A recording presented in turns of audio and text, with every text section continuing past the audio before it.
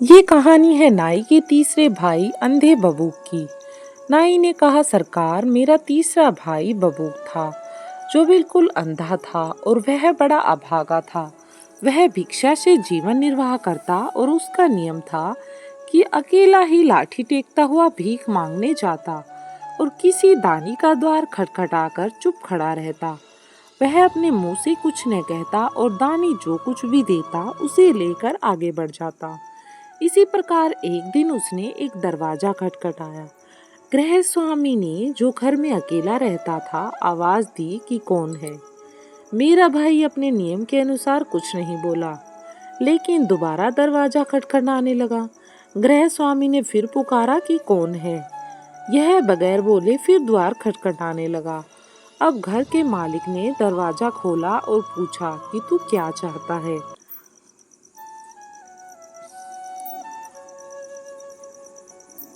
बुबक ने कहा कि मैं गरीब भिखमंगा हूँ, भगवान के नाम पर कुछ भीख दो।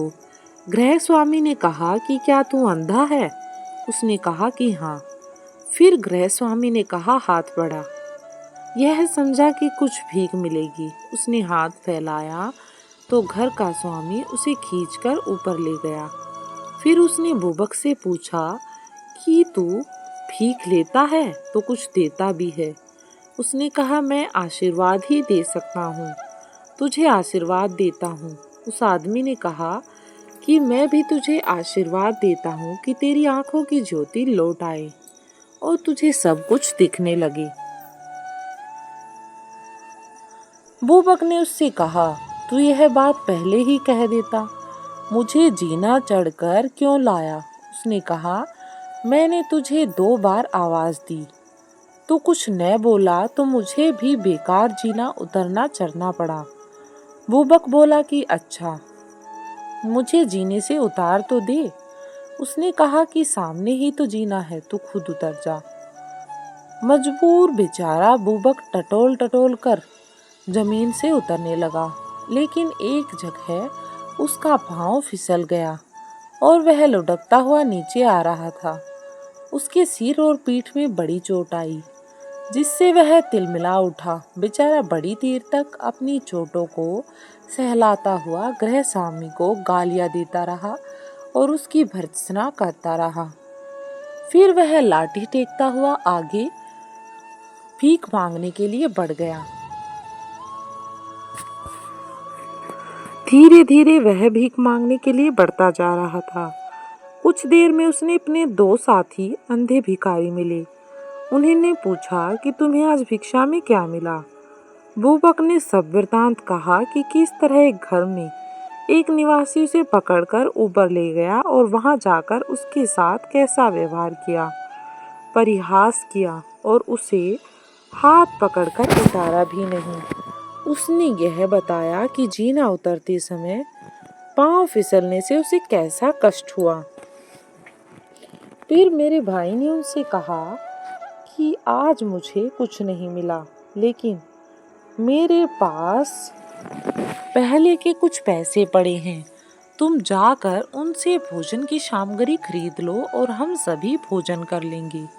जो मनुष्य बुबक को जीने से ऊपर चढ़ा कर ले गया था, वह वास्तव में एक ठग था। वह चुपके से बुबक के पीछे आ रहा था। वे तीनों अंधे जब अपने निवास स्थान पर आए तो वह भी उनके पीछे पीछे चलकर उनके घर में आ घुसा।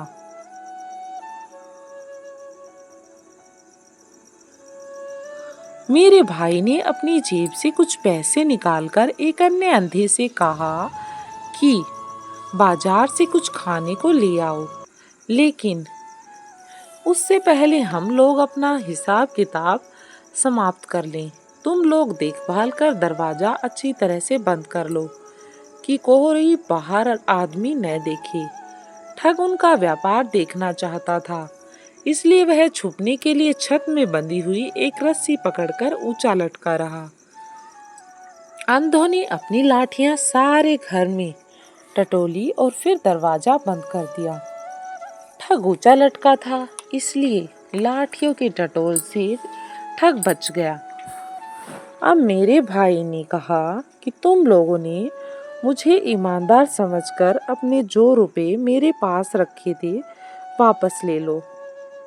अब मैं उन्हें अपने पास नहीं रखूंगा। यह कहकर वह अपनी पुरानी गुदड़ी उठा लाया और जिसके अंदर 42,000 चांदी के सिक्के सीले। उसके साथियों ने कहा, इन्हें अपने पास ही रहने दो, हमने इन्हें लेंगे गिनेंगे क्योंकि तुम पर हमें पूरा विश्वास है। बुबक ने टटोल टटोल कर गुदड़ी माल का अंदाजा लगाया, फिर गुदड़ी को यथास्थान रख दिया। फिर बुबक ने जेब से पैसे निकालकर खाना लाने के लिए कहा।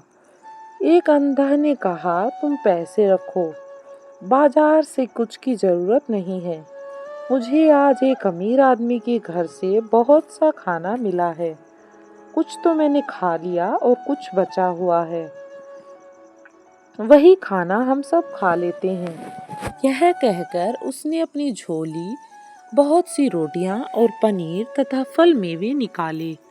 तीनों अंधे भोजन करने लगे। ठग भी अपने को रोक न सका। मेरे भाई के दाहिनी तरफ आकर वह सुस्वादु वस्तुएं खाने लगा। ठग ने अपने को छिपाने का पूरा प्रयास किया था, किंतु उसके मुंह से खाना चबाने की ध्वनि सुनकर बुबक चौंक गया। उसने मन में सोचा कि महाविपत्ति आ गई। यहाँ कोई अन्य व्यक्ति है जो हमारे साथ खाना भी खा रहा है और जिसने गुदड़ी का भेद भी जान लिया है। उसने एकदम से ठग का हाथ पकड़ लिया और चोर चोर चिल्लाता हुआ उसे घूंसे मारने लगा। अन्य दोनों अंधों ने भी ठग को चिल्ला चिल्लाकर मारना शुरू कर दिया। चोर भी जहां तक उससे हो सका उन अंधों की मार से बचता हुआ उन्हें मारने लगा। वह भी चिल्लाने लगा कि मुझे बचाओ, चोर मुझे मारे डालते हैं। आसपास के लोग चीख पुकार सुनकर उस घर में आए, दरवाजा तोड़कर अंदर घुस आए और पूछने लगे कि क्या बात है। मेरे भाई ने कहा कि मैं जिसे पकड़े हुए हूँ वह चोर है। यह हमारी भीख से बचाए हुए रुपए चुराने आया है। ठग ने लोगों को देखकर आंखें बंद कर ली और अंधेपन का अभिनय करने लगा और बोला, भाइयों, यह अंधा बिल्कुल झूठ बकता है। सच्ची बात यह है कि हम चारों अंधों ने भीख मांगकर यह रुपया जमा किया है। अब ये तीनों बेईमान मुझे मेरा हिस्सा नहीं दे रही और यह मुझे चोर बना रहे हैं। अब मुझे मार रहे हैं। भगवान के लिए मेरा न्याय करो और मुझे इन लोगों से बचाओ। लोग इस मामले का उलझा हुआ देखकर सबको कोतवाल के पास ले गए। वहां अंधा बने हुए ठग ने कहा, मालिक, हम चारों ही दोषी हैं, लेकिन हम कस्में खाकर भी अपना दोष स्वीकार न करेंगे। अगर हम लोगों को एक एक करके मार पड़े तो हम अपराध कबूल कर लेंगे। आप पहले मुझसे आरंभ कीजिए। इस पर मेरे भाई ने कुछ कहना चाहा तो कोतवाल ने उसे डांटकर चुप कर दिया कि यही सही रहेगा। ठग पर मार पड़ने लगी। 20-30 खोड़े खाने के बाद उसने एक एक करके अपनी दोनों आंखें खोल दी और चिल्ला चिल्ला कर कहने लगा, सरकार, हाथ रोक दीजिए, मैं सब कुछ बताऊंगा।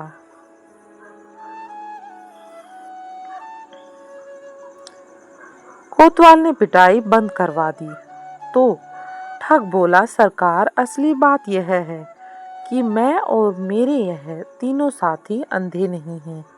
हम अंधे बने हुए हैं और भीख मांगने के बहाने लोगों के घर में घुस जाते हैं और मौका देखकर चोरी कर लेते हैं। इस तरह से हमने 42,000 रुपये जमा किए हैं। आज मैं इन लोगों से कहा कि मेरे हिस्से का चौथाई रुपया मुझे दे दो, तो इन लोगों ने भेद खुलने के डर से मुझे रुपया न दिया और मेरी जिद करने पर मुझसे मारपीट की। अगर आपको मेरी बात पर विश्वास न हो तो इन्हें भी मेरी तरह एक एक करके पिटवाइए। फिर देखिए यह लोग तुरंत अपना अपराध स्वीकार कर लेंगे। मेरे भाई और दो अन्य अंधों ने भी चाहा कि अपनी बात कही, किंतु उन्हें बोलने नहीं दिया गया।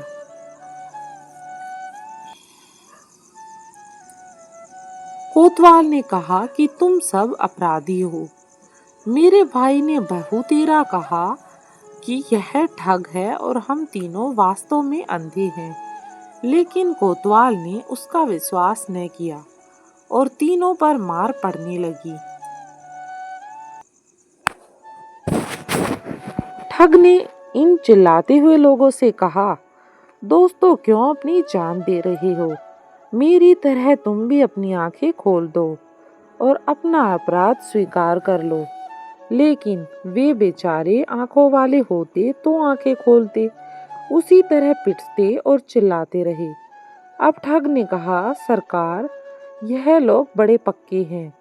अगर आप इन्हें पीटते पीटते मार डालेंगे तो भी यह अपना अपराध स्वीकार नहीं करेंगे।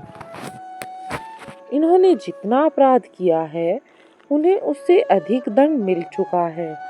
अब हम सभी को काजी के सामने पेश कर दिया जाए, वह ठीक फैसला करेगा। काजी के सामने उस ठग ने कहा, हम लोगों ने चोरी से वह धन एकत्रित किया है। आज्ञा हो तो मैं उस राशि को आपके सामने पेश करूं। काजी ने अपना एक सेवक उसके साथ कर दिया। ठग उसके साथ जाकर मेरे भाई की गुदड़ी उठा लाया। काजी ने उस रकम का चौथाई भाग ठग को ही दे दिया, जिसे लेकर वह चला गया। शेष रकम उसने अपने पास रख ली और बाकी तीनों लोगों को और पिटवाया और देश निकाला दे दिया। यह कहकर नाई ने खलीफा से कहा कि मुझे मालूम हुआ तो मैं ढूंढकर बुबू को गुप्त रूप से अपने घर ले आया और कई गवाह लेकर काजी के सामने उसको निर्दोष सिद्ध किया। काजी ने ठग को बुलाकर उसका रुपया छीनकर उसे दंड दिया, किंतु रकम इन लोगों को न दी। खलीफा यह सुनकर बहुत हंसा। फिर नाई ने चौथे भाई की कहानी सुनानी शुरू कर दी। ये थी आज की इंटरेस्टिंग स्टोरी पसंद आई हो तो वीडियो को कर दे लाइक और चैनल पर नए आए हैं तो चैनल को सब्सक्राइब जरूर करें ताकि ऐसी और भी वीडियो आपको मिलती रहें।